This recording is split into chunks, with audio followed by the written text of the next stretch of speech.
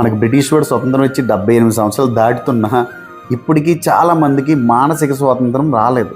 ఎందుకంటే ఒకప్పుడు ఏదైనా చేయాలనుకోండి బ్రిటిష్ వాడిని అడిగేవాళ్ళం, కానీ ఇప్పుడు ఏదైనా చేయాలనుకోండి మన పక్క వాళ్ళ గురించి ఆలోచించి నిర్ణయాలు తీసుకుంటూ ఉన్నాం. కాబట్టి అప్పుడు వాళ్ళ చేతిలో బానిసలం, ఇప్పుడు చుట్టుపక్కల వాళ్ళ చేతిలో బానిసలం.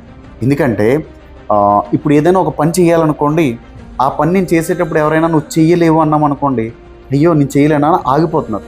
అదే 10 మంది నువ్వు చేయగలవు అన్నారనుకోండి, అప్పుడు ఆ పని చేయడానికి ట్రై చేస్తున్నారు.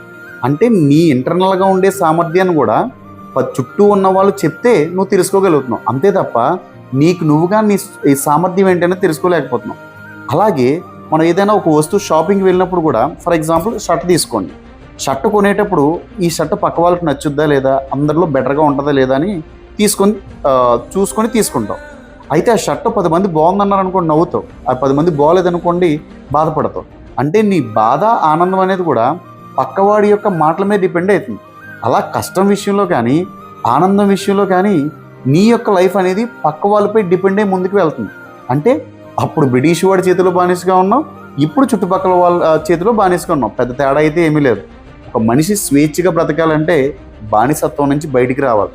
అలా రావాలి అంటే కనుక మనకి ఫిజికల్గా ఎలాగా బ్రిటిష్ వాడు స్వతంత్రం ఇచ్చాడు, నువ్వు సంపాదించాల్సింది మానసిక స్వాతంత్రం. అది ఎవ్వరో నీకు నువ్వుగా తెచ్చుకోవాలి.